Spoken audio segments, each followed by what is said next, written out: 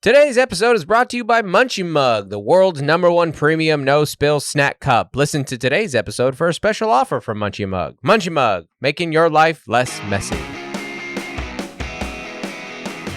Hey everybody, welcome to Don't Make Me Come Back There. We are a funny podcast about family. My name is Dustin Nickerson. I'm a stand-up comedian and the host of the aforementioned podcast. And alongside me in our state-of-the-art recording studio / the due south wall of our bedroom is my lovely wife, Melissa Nickerson. Hey there.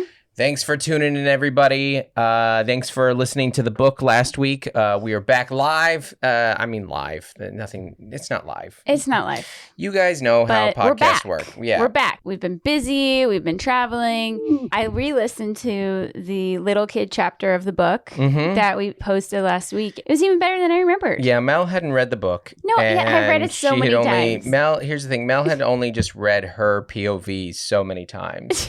Over and over and over and over and over. Well, it's nice, you know. And then I wrote all those study guide questions. Right. I got extra credit. Yeah, above and beyond. Beyond. You always have been a teacher's pet. And I did not get paid for that. And I think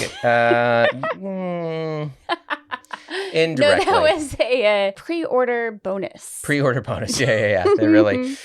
That really set people. You know, I am starting to get a lot of gig requests for like marriage conferences. Those are you? Yeah. There've been. I think that people are finishing the book now. Yeah. You know, I had this very funny moment on stage in Bakersfield this last weekend where someone had the book because I forgot to bring it on stage for my pitch. And they handed it to me, and I was like, "You have not." They had like the little flap, and it was in, like the second chapter. It was like, "You haven't made it very far into this book." This came out on June 7th, but I think that's what it is. People are finishing it now, and they're like, "Oh." Well, and I think back to school, like parents, like maybe they brought it to the beach and didn't read it because bringing a book to the pool or the beach is like nonsense. As a parent, or on a vacation, so maybe now they can. Yeah.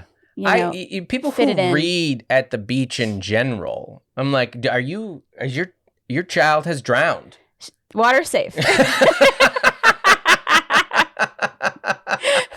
Well, and if you only get to swim or go to the beach or the pool with your kids so many times, right? They want you in there.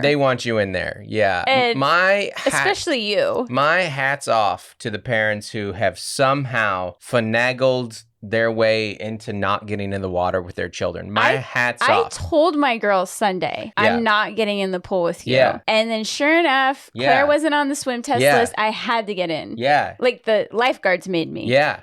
And so you were sick. There I was in the pool. Mama took some sickness into the pool. Wasn't COVID. No, I don't think COVID does that. I'm going to keep this real vague because this is a family-friendly podcast, but I don't think COVID does that. I know COVID does a lot of stuff, but it doesn't do that. This is all staying in, Stephen. This is all staying in.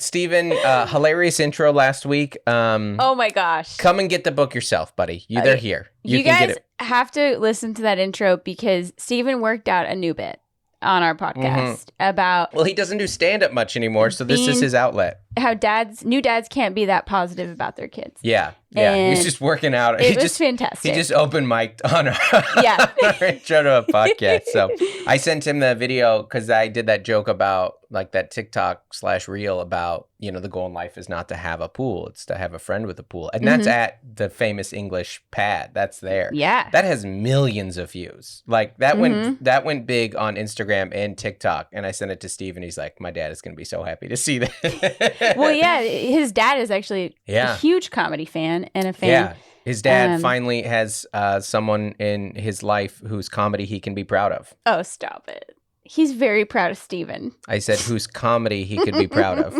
Okay. Get back out there, Steven. All right. Hit the mics, baby. You know I want to bring you on the road with me. You know it's you, Steven. It's always been you. It always will be you, Steven. That's what you should write in his book that you signed. It's always been you? It's always been you, Steven. This guy really sweet. I haven't seen Steven in months. I'm just a little upset. Steven invited us to a birthday party that had a petting zoo. Yes. And we never heard from it again. We never got a single detail on that. And And just last week, Claire was like, when's that petting zoo birthday party? I want that to sink in, Stephen, because you also 3 years ago, told my kids that you could take them to Comic-Con, of which you also didn't come through on. So you're putting real stepdad vibes in right now, Stephen. You are the uncle making promises that you cannot fulfill. So come on through, Stephen. So we've got a lot to talk about. We have so many things to talk about, mostly here to slander Stephen, the best producer we could ask for.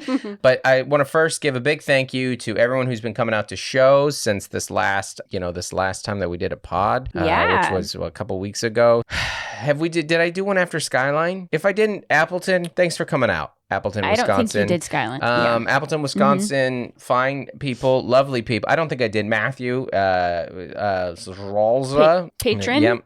It was nice to meet you both. Thank you for coming. That was great. Those shows were fun. Definitely the best I'd sold in Appleton before. Appleton is a lovely little area. And I was competing against the Air Show, which is apparently a big deal. As a matter of fact, your mom, who I saw in Phoenix, which I'll get to, your mom knew about that Air Show in Oshkosh, Wisconsin. So that Booker, okay, so we need to come up with like a term when I do comedy stuff, like Dustin's comedy rant. Dustin's Comedy Corner. Okay. Let's go to DCC, everybody. Dustin's Comedy Corner, where I tell you a little bit about comedy business, comedy insight. Welcome to the first edition of DCC, Dustin's Comedy Corner. Okay, so when you are my level of comedian, you sell some tickets. Not a lot. Not a little. As I said many times, I'm not a big deal. I'm not a deal. I'm some people's favorite comic. A lot of people have never heard of me too. I know that. I know exactly where I'm at. So when you go into certain places, and actually I'm just now getting out of this level. I would actually say this doesn't apply to me anymore. But when you first start headlining, you're a holiday headliner. That was I've been a school night headliner, seasonal headliner, holiday headliner. You get holiday weekends a lot. You get 4th of July. Some of my but 4th of July now, because we're a little more established, I get to do in town, which is great. Because I want to work because I have a problem, but I want to not have to leave. So holiday headliner in town, that's a win for Mic Drop. Hopefully we're doing it again next year, Mic Drop. Casey, I am available. I'm sending you avails. I might have a bigger agent now. You might have to run through, but you text me. We'll see. I'm doing a lot of this tonight. Okay. I think we have plans next July, but continue. 4th of July?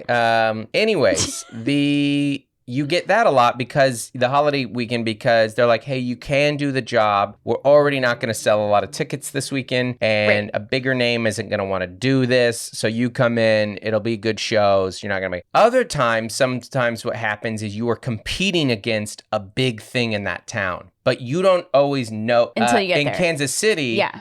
The guy was very clear to me because I'm doing a one-nighter there. He's like, you do not want to perform when there's a Chiefs game. Don't be a Super Bowl Sunday, that type stuff. You don't want to touch anything to do with that. But comics do work on those days. This booker, Adam, who runs a bunch of great clubs, I'm very grateful. I don't know that he knew he was doing it, but I suspect he may have, which was like Oshkosh has a giant air show. You saw people talking about it on my Facebook page. Remember? People are like, oh, the air show is that weekend. Oh, should we go to this or the air show? That was that weekend. Yes, I did. So Wisconsin has some giant air show that your mom, who has spent a lot of her life in decades in the aviation world, knew about it, and it was like, it's a huge deal. It's a big one. So even with the air show, Appleton, you were wonderful. Thank you for coming out. Did you tell him thanks for choosing me over the air show? Thank you for choosing me over the air show. Genuinely. Genuinely so much. I know a few of you guys drove in from Milwaukee. That's a Wayne's World reference. Oh, Milwaukee. Yeah.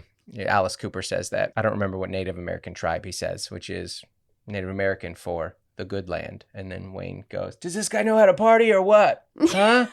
And then we're not worthy. Anyways, I did a church gig on the Thursday before, and then I flew to Wisconsin, and then I had like one of the more bonkers nights of our lives. But I'll just tell... Sure.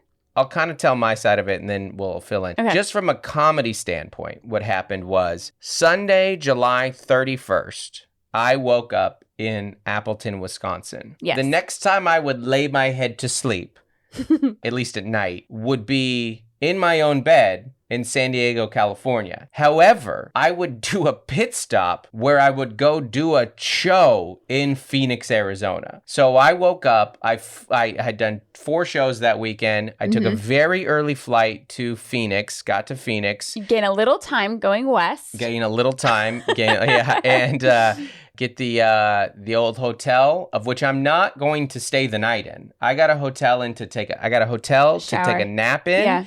And shower. And then Josh Novi, very funny comic who was middling for me, came and picked me up. I went and did the show. My original plan was to drive back that night because you were gone, which we'll talk about a little bit. You were in Ohio still, and Joel and Claire were home, and we're like, hey, you're not going to be home alone all night. Dad's going to get here. It's just going to be a little on the late side. Yeah. And then it hit me, wait, Phoenix, San Diego, Southwest flights. All the time. Those happen constantly. And so, bad story long.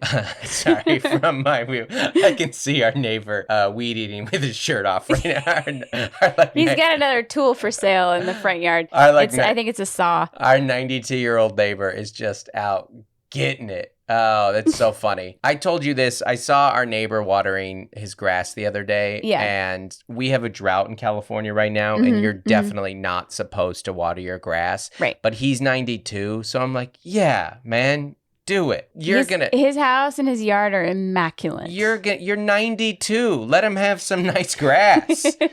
Like, he's gonna be gone before that grass is. Let him have some He sold his ladder, or he had it out with a for sale sign, and I said, oh my gosh, is he going to stop getting on his ladder? Yeah, Don is incredible. No way. There's no way he's going to stop. He probably bought a new ladder. A taller ladder. Anyways, I do the show in Phoenix. I meet and greet. I shake some hands. A couple of patrons were there. Thank you. You guys were fantastic. It was really nice to visit with all of you and coming back. And we had a couple patrons drive in from Tucson, which is nice. Wow, it was nice. That's nice. Very nice. Your mom was there, which was very funny, and she brought a crew.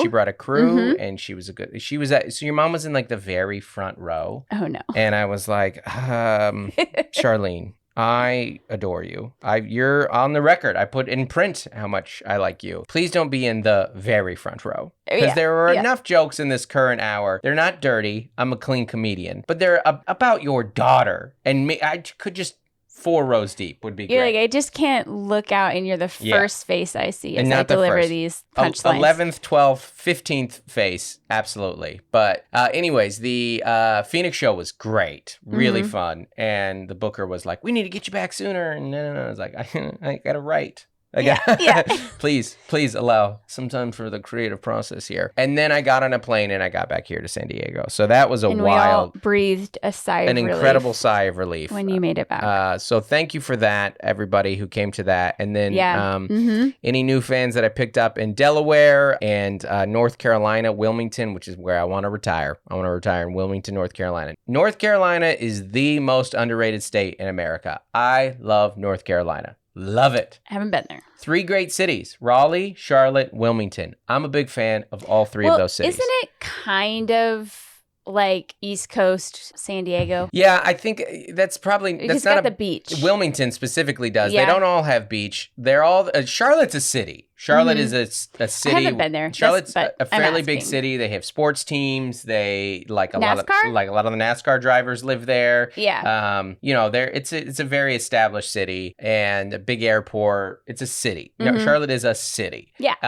Raleigh is a college city because there's 3 big colleges there: Duke, NC State, and UNC. Or they're all right there. It's all huge colleges. And then Wilmington is this. I guess from what someone told me, Wilmington is actually North Carolina's oldest city.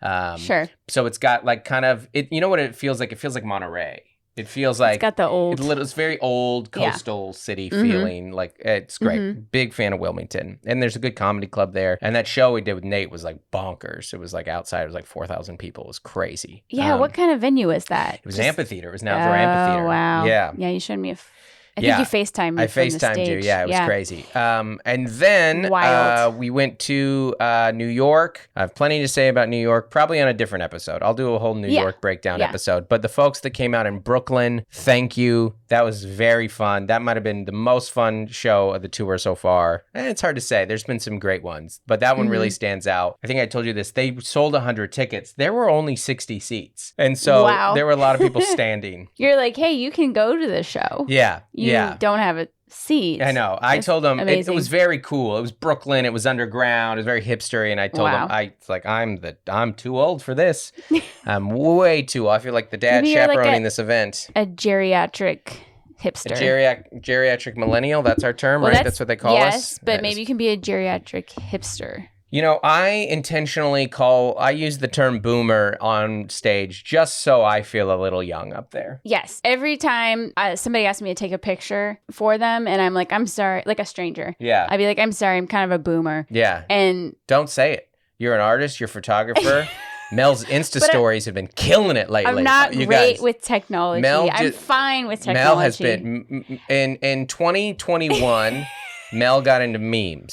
In 2022, Mel got into Instagram stories. Mel likes to catch a thing on their way out. I got on Pinterest super late. You did get on Pinterest, I refused Pinterest for years. Mm-hmm. I was like, be creative yourself. Do you think that was Don't copy everyone. Do you think that's your oppositional defiance disorder? This is my Enneagram 4. Oh, yeah, the artist. Like, I'm unique. Yeah. The creativity comes from me. I don't need Pinterest. Right. And then I did that with iTunes. I was like, I don't need iTunes. Yeah. And you figured it out. And then I didn't figure out iTunes until I taught Body Pump. Yeah. Yeah. Mel got in 2016. Mel got into iTunes about 4 years ago. Yeah. So Back when you were like, is iTunes still around? Podcasts. I'm always late on these trends. Yeah. I don't know why. I think in 4 years, Mel's going to get into TikTok. Yeah. And they'll already have all of our data and stuff. And they'll be in charge of us. Yeah. But you know what? TikTok's pretty cool. So it'll be fun having them in charge. TikTok's a good time. If they're in charge. Why not let China know everything about you? You know, if they're in charge, it's at least it's going to be some good music. It's going to be pretty upbeat, you know. Pretty upbeat? Yeah. With the trends and the tunes? Yeah, that's what I'm saying. TikTok's fun. It's funny. But we hardly watch TV anymore. Last night we hit a bit of an best AFV, right? It's totally America's Funniest Home AFV. Videos. Last night what we did for our anniversary celebration, really our anniversary is when you come to Seattle with me, but we went to dinner. Earlier in the day we went out and did some shopping, went to North Park, got mom a new romp. Mel got a new romper. That's a romper. Yeah. We moseyed North Park. We moseyed North Park with boutique coffees and overpriced rompers, and my romper fit well. Sorry, it's stupid. Do you remember that old joke that I used to do about the leash? Do you remember that joke? Yeah. That's an old joke. Yeah. For those of you, this is, I'm going to... I don't have a place for this joke to go, so I'm going to tell it right here on the podcast. So a lot of time you see people using the leash, the leash, like for the kid and stuff, the leash, and people will like judge you when you see it. But honestly, I don't really judge it because I don't mind the way it feels. That's a jokey joke. You did more like an act. Leash? This is audio format here. Just the leash. You remember the leash? It's Yeah, that's a rhythm that I have. The leash, you've seen it? The leash, I repeat. I do a little Sebastian. Yeah, these people. Yeah, but it's a very silly. Where did we go? I went to leash to romper. North Park. Then last night we came back. We had some leftover beers that I brought from Tembler Brewing Company in Bakersfield, which I'll talk about in just a second. And they weren't leftover. They were given to you. They were beers. Yeah.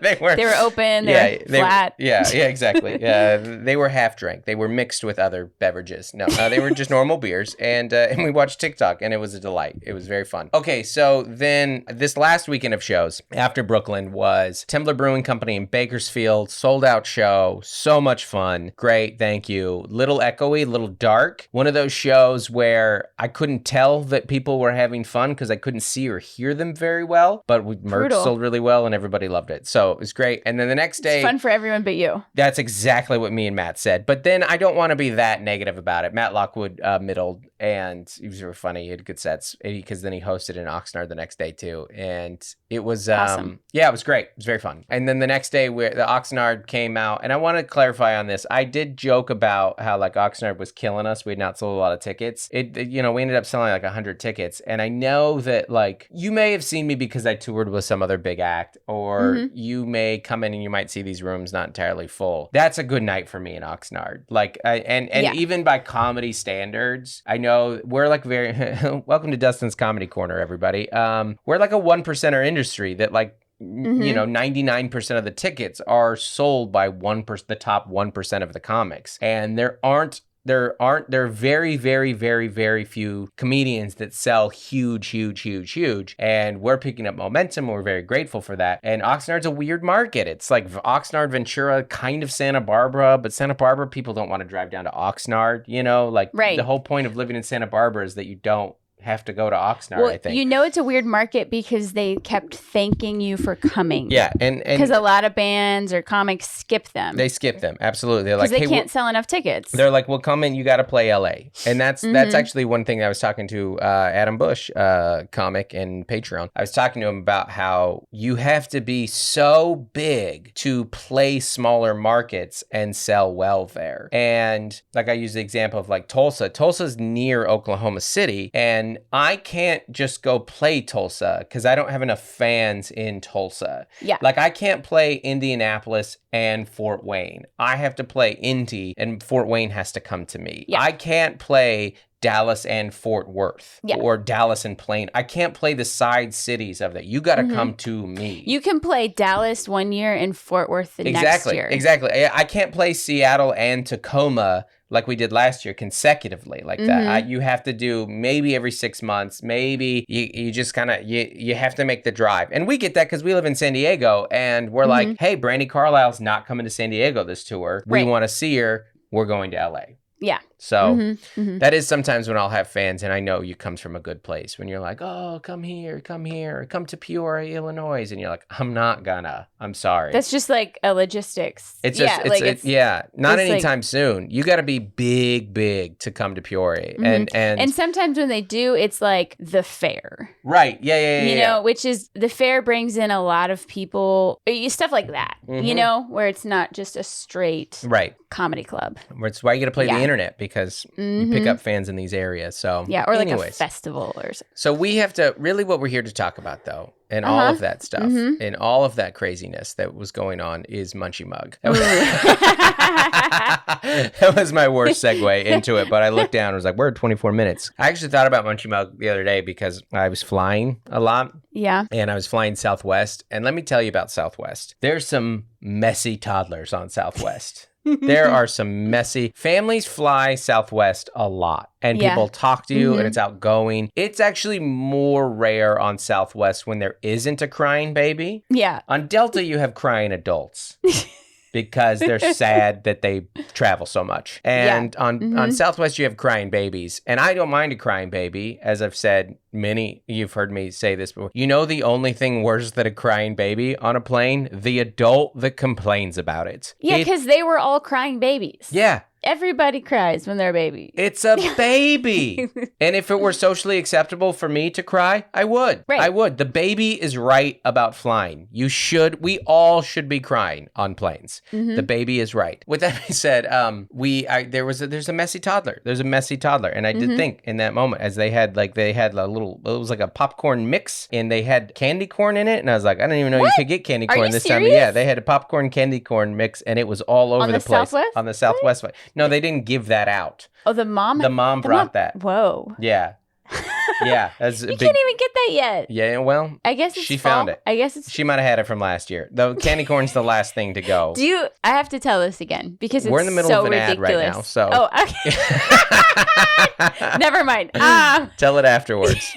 And you know what they needed is they needed a Munchie Mug. They absolutely needed a Munchie Mug. It's the perfect travel companion for a young child. If you guys don't know what Munchie Mug, it's just it's the best spill-proof cup on the market. Great, a lot of different colors and It's a little nice sensory experience. Dishwasher safe, made right here in the USA. That's how you keep your candy corn fresh all year round. If you guys go to munchiemug.com and you use promo code Don't Make Me, that's all one word, no apostrophe, Don't Make Me, you're gonna get 25% off your order and free shipping for the world's premium #1 no spill snack cup. Munchie Mug. Making your life less messy. That's good. Now tell me what this story you were going to hit. This story is You're on so today. ridiculous. You're banging right now. Well, you had that cold brew. the lighting is making me tired, but I am couldn't on. tell it. Okay. Yeah, you're on today. This story is so ridiculous. Okay. So one time I bought candy corn in the bargain bin at the grocery store. I was like, great, this is great. I think that's the only place you can buy it. It's like 99 cents. Okay. There's no fresh candy corn. So no matter how much you pay for it, by the way, it wasn't a bargain. No. They made it once in a factory. Yeah. So I bring the candy corn home. I put it in our Halloween decorations because I'm putting them away. Right. Where do I put them? I put them in our shed. We don't have a garage, but it's the same. I used to call the shed a garage. Yeah, it's a shed. People know shed. You don't have to elaborate on what sheds are. Okay. I put the candy corn in the shed with our Halloween decorations. And then I pulled it out the next Halloween and a rat had eaten all of the candy corn. And I don't know why I thought they were going to be fine in there. Yeah. I wasn't thinking at all. That's because candy corn is so gross that you assumed even a rat wouldn't eat it. Or that it wasn't food. The rat's like, do you got any Twix? Do you got any? I think I was like, this would be great for it doesn't look art like projects. Food. I'm going to use this for art projects next Halloween. I put in the shed, and then I just threw that whole box away. I threw away all our Halloween decorations. That's very funny. Because that was so disgusting. It's very funny that you thought of candy corn not as food or I treat. would do that. But as art project. I mean, it's more useful in that sense. You're like, are we doing a Thanksgiving unit? Is there? Yeah. Can it be a little stand-in cornucopia? Or what are those things? Little STEM activity? A little STEM activity.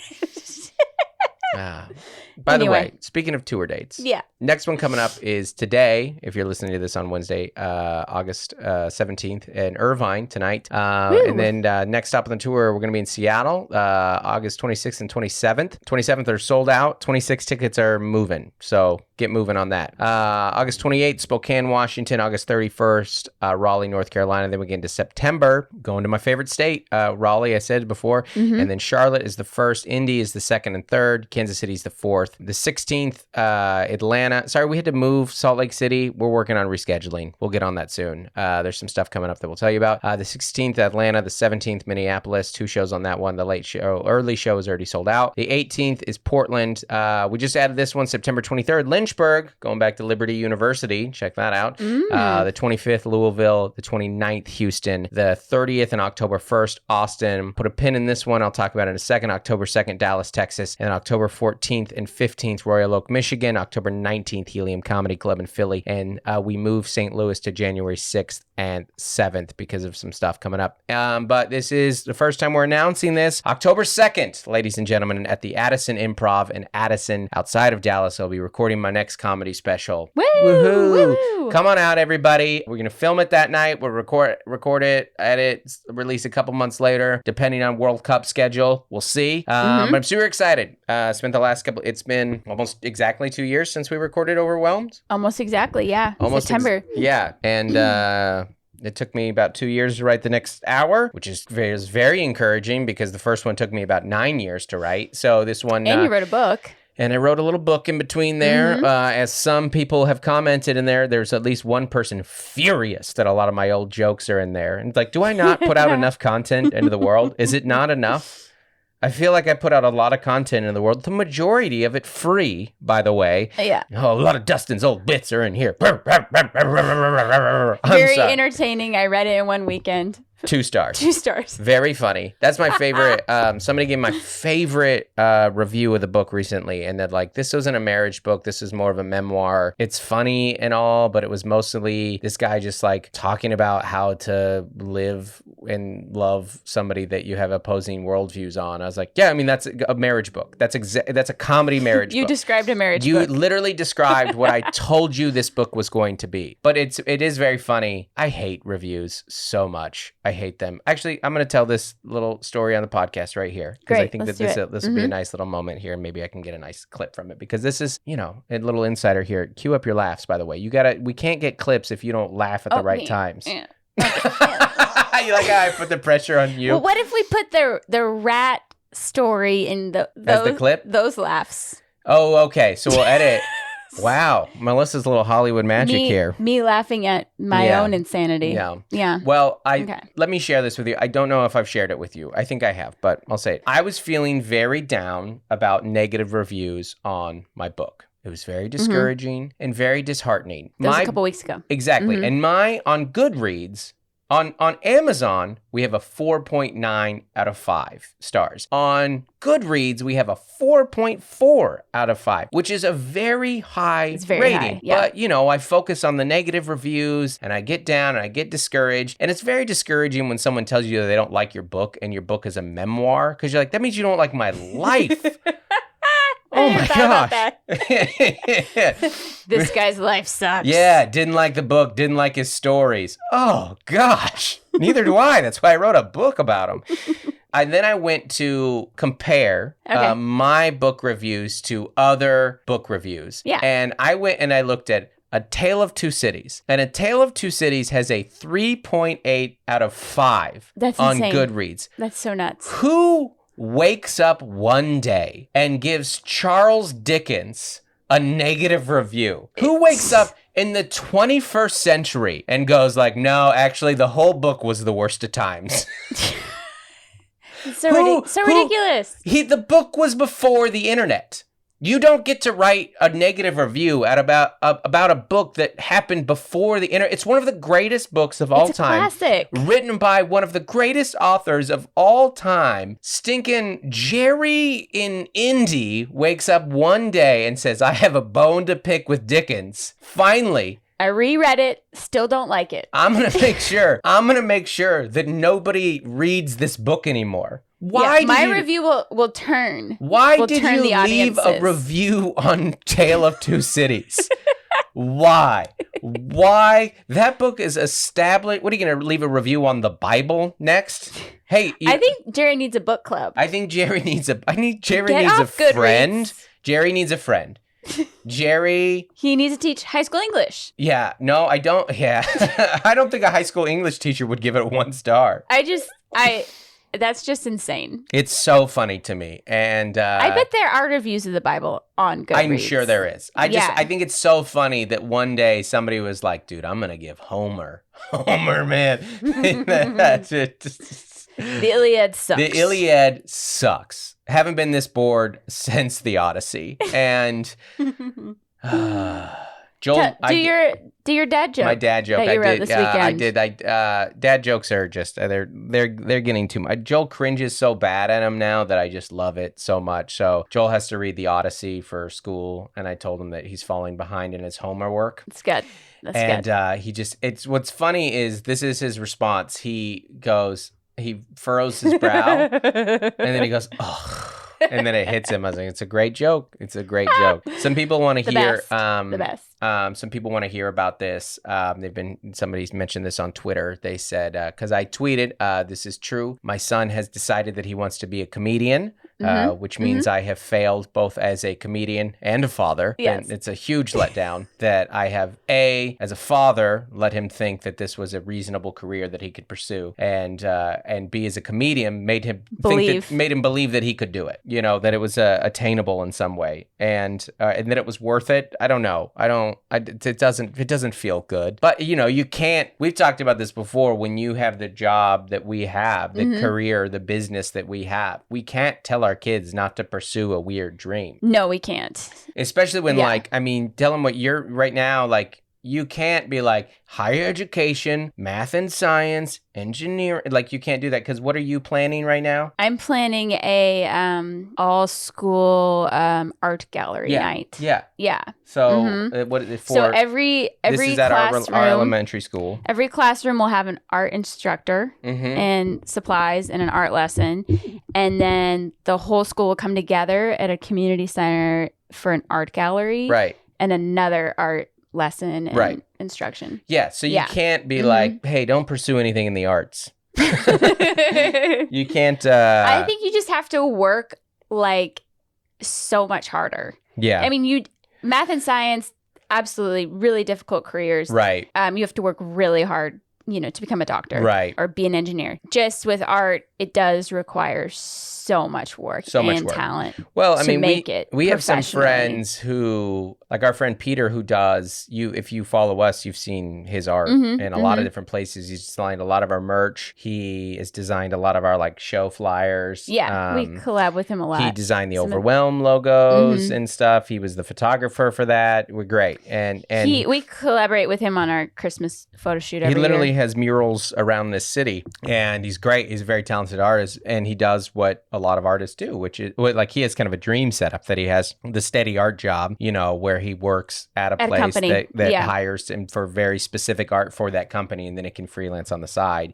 for the art that he wants to do. But it's hard. It's hard to. There's only so many art jobs, though. It's a better time now to get into video and storytelling and video editing. Those are all great life skills to have. What I told Joel was like, you can pursue this, but you have to pursue this in tandem as you simultaneously, with the same amount of tenacity, pursue a different career, like a job career, because that's what we did. Like that's we had jobs and got our schooling. Yeah, and then we had jobs, and then we had jobs and side hustles, and then the side hustle that hustles.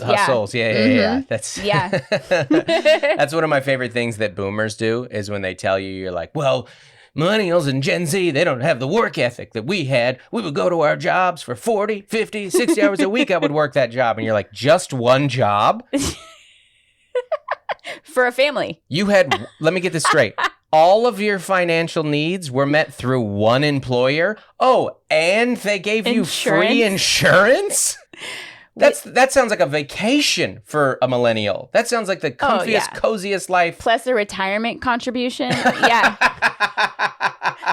Matching. Yeah. They gave you a party when you were done on the way out. Oh, unbelievable. No, but I meant like I started investment matching. I started here the day after. Oh, yeah. I started here the day after I graduated from college. And I had to start off at $60,000 a year. What? I've been climbing that corporate ladder. $60,000 a year? You mean what 2 homes cost back then? Yeah.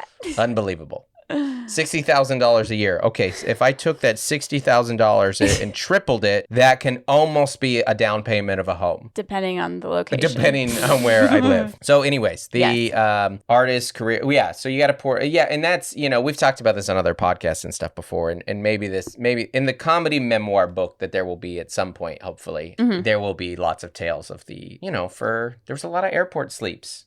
Yeah. I know you can name an airport, and I can tell you where to sleep in that airport. Yeah. And I can tell you when you can sleep, it's like your prime sleep hours are from about midnight to 4, and then the airport starts waking up. The buzz starts happening. So you have to choose a gate that doesn't have an early flight. So you kind of have to you go over and you look at the gate schedules, and you're like, okay, B2's earliest flight. It looks like the B 5. Looks like the B terminal wakes up late, and so I can get a little more sleep there. Minneapolis has that little cushion area up there. There's some, the rocking chairs in Chicago are pretty good. There's lots of you find some things. Tips and tricks. Yeah, it's not good. You don't want to do it, but you just want to be like, next time I take Joel on the road, and I went with him on this trip. This actually wasn't a bad version for him to see. No. Because it was drive 4 hours, shower, go to the gig. We stayed up. Eat at the gig. Yep. Come back. Now, the downtime that we had was after the show, but that was after book signings and meet pictures and saying hi to friends. Katie was there, and Melody Carr came out, which was great, and it was fun to see everybody that I know there, talking with comics, getting the check. And then we went back, and Joel and I finished Lord of the Rings, which let's talk about that. We'll end talking about that. Okay. And then we'll do our bingo dingo. And then I told him, you got to sleep in tomorrow. You have to sleep in tomorrow because we are not going to sleep after the show tomorrow. We're going home. So we have 2 hours to the gig, do the gig, then 3 hours home. That's a little road. And that last hour is the hardest. Oh my God. Yeah. He tried to sleep in the back of the car, which was adorable. I tried to. That's cute. I wish he could have, but He can't. He doesn't have the Yeah. gift. He doesn't have that Hoagland kid gift. Some people can just sleep in cars. Well, I think your dad trained you on those early road trips. I think that you guys were trained to sleep on road trips. No, actually, Hoaglands aren't nappers, but my sisters could. Yeah. Specifically April. April was the car sleeper. Everybody else wasn't. Okay. I guess that's what I remember. I remember because we did some road trips with April. April will take a car nap. Yeah. Alec Parent has a joke. He goes, naps are like time travel for depressed people. And you just wake up in the future. That is the joke that somebody who lives in a van would write, but...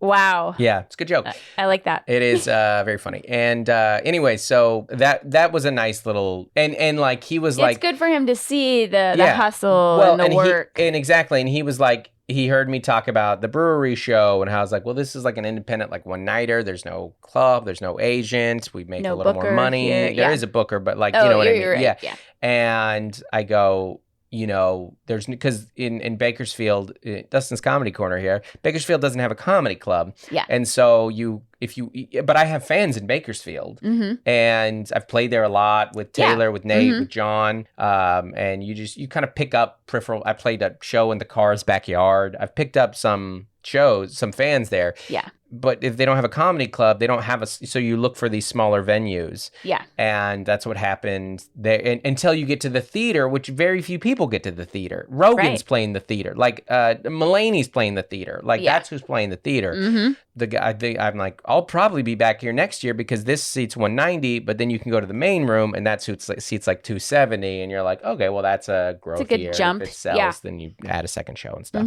But then we went to Oxnard, and Oxnard, the way that they build these clubs, these improvs, these levities, they're gigantic. They seat like 4 or 5. As soon as you walk in, you go, oh, I know this, because you've seen them too. You're like, this is Irvine, this is Raleigh, this is Brea. They're all the same. Yeah. And they're great clubs. They are great clubs, but they're built big. They want. Yep. They're like they're like mini theaters. Well, that's the idea is that they want when Segura's working out his new hour and Bert and Joe Coy and Sebastian. They want them to come do these. I mean, I think it was Joe had like 17 consecutive sold out shows at Irvine. Amazing. It's bonkers. Wow. Huge. Angela Johnson, same thing. Yeah. Those. We're doing that on Friday. I'm doing a guest spot for Angela on Friday in San Diego here. And so that was good for Joel to see because he's like, well, it's kind of dead in here. And you're like, no, this is what 120 people in a 500-seat venue feels like. Yeah. And I liked it. It was a lot of fun. But I knew what it was. But he had seen sold out the night before. And you have been tracking tickets for months. Right. So I knew that. You know how many people buy. 8 days before, we were at 26 tickets sold. Oh my gosh. So that was a nice bump. Yeah. But also, Joel just sees like the YouTube shorts. So he doesn't. Oh, Melissa. And he sees the mechanics of video editing. So, and he sees a ton of stand-up right now. And Matt Lockwood, very funny comic, who I started with here in San Diego. Yeah. He was middling for me. And he hosted in Oxnard, and Irene middled. Irene too, also very funny. Yeah. And then he middled for me in Bakersfield. And that's fun because it's local and I can't pay for a hotel and stuff. So he can drive there and drive back. And Joel recognized Matt from a YouTube short that went very big from Don't Tell, because Don't Tell clips are so big. And in front of the two of us, like around the world, huge views. And they're killing it. And Joel was like, Dad, Matt has way more views than yours. Nothing like a child to humble you. This is the same kid that when I was on MLB Network for an hour, I was on a sports television show as a guest host for an hour. And he goes, you seem nervous. Jeez. Gee, I felt like I was pretty confident. I'd love to see you go. I actually wasn't nervous. I'd love to see you go riff for 44 minutes of television. In studio. At like live. 8 in the morning. With baseball analyst and a former baseball player. Like, I don't know anything. Like, what do you think of the Mets bullpen? What? Yeah, they have York. one in New York. In New York. Yeah. So anyways, thrown to the wolves. But what was fun is him and I, because when you were in Ohio, which we didn't even get to this next episode. We'll talk about when you were in Ohio, Joel and I cranked out the first 2 Lord of the Rings, Fellowship of the Ring and the Two Towers. I was like, this is actually a good opportunity for me to watch these because Claire goes down early. Joel's old. We tried to watch this. Lord of the Rings is not. You got to be a high schooler. I tried to watch it during the pandemic with the girls. It's kind of scary Made it like 5 and slow. minutes. It's a bad combo, scary and slow. Because the orcs are pretty scary, actually. I think, yeah, absolutely. It's way too slow. There's a couple scenes in, spoiler alert for Lord of the Rings. If you've never seen this. Return of the King. When Shiva, the spider, shows up. The spider got Joel. Oh, wow. And I was, because I knew awesome. I knew the spider was coming, right? Yeah. There were 2 scenes that... There's like a jump scare. Well, the jump scare is Bilbo. Yeah. When Bilbo reaches for the ring. And I knew it was coming, and I was just looking at Joel, and Joel's like, oh, because Bilbo had been so sweet. And he turns. You know. Yeah. That was very good. That's exactly what that noise sounds. He tries to take the ring from Frodo. I'm sorry. I've been speaking pretty perfectly nervous, for 4 by the way. I'm going to kill you. I'm going to wrap this microphone cord around your neck and end it to steal your line. And then in Return of the King, the spider got Joel. Because the spider holds up, actually. It's pretty scary. That's awesome. And I only watched it once, like 20 years ago. Yeah. So. Well, and we famously, this is a Melissa, Dustin, and John Hoagland, your brother. We watched the behind the scenes stuff. The cringiest thing I've ever heard an actor say. Yes. Is Sean Astin, I think his name is, the guy, Rudy, Mr. Sam. They go, he kills the spider. Yes. And they go, oh my gosh, that's crazy. Like, your acting was so good, and you couldn't even see the spider. You're in like a little suit. You're like, your acting was so good and was so believable, and you couldn't see the spider. And he looked in the camera, he goes, I saw the spider.